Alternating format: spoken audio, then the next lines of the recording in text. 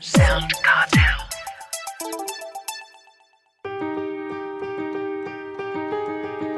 From SoundCartel, I'm Nicole Goodman, and this is Business Essentials Daily.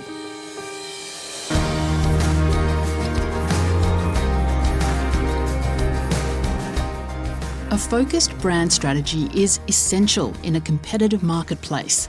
But how do you define and design such a strategy that's clear for both your staff and customers?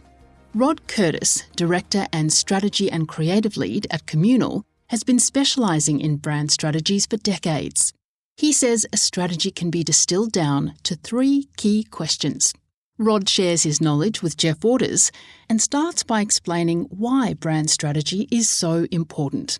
Often we're confronted in business with the dilemma as to how you stand out in a competitive marketplace. And if you don't have a well-defined brand strategy, you're leaving the field open for your competitors to take advantage of you. So the first thing that you have to do is define what a strategy is. And this is the thing which I find that a lot of businesses struggle with. Indeed. Please do unpack. What do you mean by strategy? Well, the first thing to do, if you see the word strategy on the front page of a 150-page document, toss it in the bin. It's used when people perhaps don't really feel like they've nailed the brief. So let's whack the word strategy on the front page, and that all of a sudden will give it legitimacy. Right, and just fill it up with nonsense. Fill it up with stuff. Yeah. So from my point of view, strategy, you just need to keep 2 things in mind. One is simplicity and the other is focus. And if you want to, somebody once told me this, a mentor of mine, if you want to broaden your business, narrow your focus. But narrow doesn't mean shallow. Narrow means focused but deep. Defining your brand strategy, though, is the real important question. That's where the work has to be done. That's where the work needs to be done. And if I ask a CEO or an MD or even a chairman today what the strategy for their business is, I'm sure I'm going to get a terrific answer. And so they should. They're paid the big bucks. But they're not usually the people that I ask. I ask the people who'd work with them and work for them, can they define their strategy? And that's where it comes undone. Because they try to remember back to that 150-page document and they've got lost. So if you can't, first of all, describe what a strategy is, how can you then take the next step to define what it means to you? Well, for the listeners, how do we do that? How do we, do you have any tips? I reckon you've got 2 options. The first option is, and this is a bit of tough love, do the work.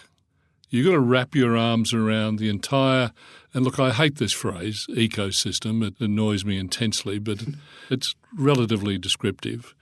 You've got to wrap yourself around the whole system that you operate in, your clients, your customers, your consumers, what the world is saying about you on and offline. And it helps if you can clarify the difference between image and identity. This is where the marketing industry does its best to confuse everybody. So image is how other people see you. So Jeff, I say, I'll talk to some people who know you, and I say, describe Jeff to me, and they will give me an image dimension. And then I'll ask you, Jeff, what's your identity? In other words, how do you wish to be seen? And then we compare the 2 together.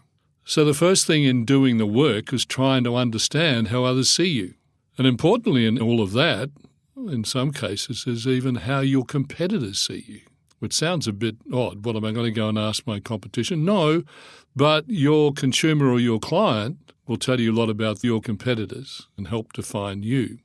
Now, the work is disciplined. The work is also potentially, because of time, it uses up resources and as a result of that can be considered to be expensive. But it's an investment and it should lay the blueprint out for the next 2, 3, 4, 5 years of your operation. So the first option, do the work. Then you're going to sit there, Jeff, and say, well, what's the second option? Well, I thought you were just going to say it, but yes, what's the second option, Rod? You either do the work or it's guesswork. Yes, I see. And that's not going to be very productive. I mean, look, you can pick Powerball on Thursday night or you can guess about how you think you should go to market. And there are people who get it right. Let's be frank. But the number of people who can do that and pull that rabbit out of that proverbial hat are few and far between. And that is highly talented, creative people who might guess and get it right. You started by describing that strategy document that was 150 pages long. Mm-hmm. What should a strategy document look like? Well, the document is one thing. I would say the strategy is the front page. It'll have an appendix, and the appendix is where all the detail will be.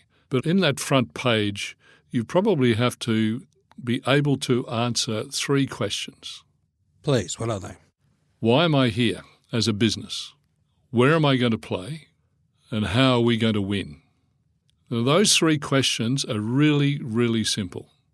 But if you think about them, they can be very hard to answer. So where you play is a quick definition of all of your audiences, but you must be able to identify their insights about those audiences, and that's where the work comes in. Why you're here is, look, a lot of people talk about purpose today. So we get that all over the place. It's a buzzword term, certainly in the age of DEI, as to what my purpose is. I like to phrase it a bit differently. And this is a bucket of cold water to be thrown in your face. If I ask you the question, what would the world miss if your brand wasn't here? Excellent question. If you can define that, you have answered the question about why you're here on the planet. So the purpose can be lofty, it can be aspirational. It's the type of thing which is used to not just attract customers and consumers, but also investors and talent. So people only want to work with organisations who are going to make a difference about something.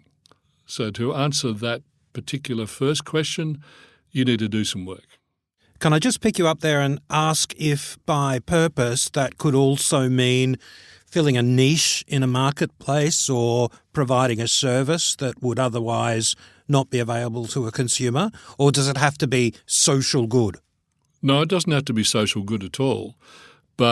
And don't confuse purpose with objectives. A lot of people answer the purpose question with, well, our objective is to quadruple our sales in Q4. That's not a purpose. I'll give you an example of a very good purpose, which is an organisation we've worked with for many years. So it's a company called SpaceCube. And SpaceCube are leaders in a modular building and certainly for around the event space. So the purpose that we helped define for them many years ago, which has helped them enormously, is they are changing the way the world builds. That's their purpose. And that has made a fundamental difference to them when they're attracting new staff. So the first question, and in these days, when people sit in front of you and applying for a job, they're interviewing you as much as you're interviewing them. So if somebody sits in front of you and said, why should I join you? And you're able to say, well, we're changing the way the world builds, you've all of a sudden got me excited. So the second point we talked about was, which I just touched on before, was around where do we play? Now, it sounds like a fairly childish way of expressing it, but I find it a little bit more enjoyable than describe to me your target audience, which gets us into that management speak again. So the play bit is not just the sandpit that we're in, but the roles that we see ourselves across all of our stakeholders. And you've got to understand some insights around them. That's part of doing the work and discovery. The last piece is how you're going to win. Because I don't know anybody who's in business who's not in business to win. And I know in this day and age that might be a bit too raw, but we're all competitive beasts. And you live in a competitive environment if you're in business in any way, shape or form. But when you're talking about how you're going to win, you're in actual fact describing what's your proposition, what indeed does make you different. Once you've got those 3 things nailed, you can then move on to your programs and your tactics. And that's how you bring that strategy to life. That's Rod Curtis, Director and Strategy and Creative Lead at Kommunal.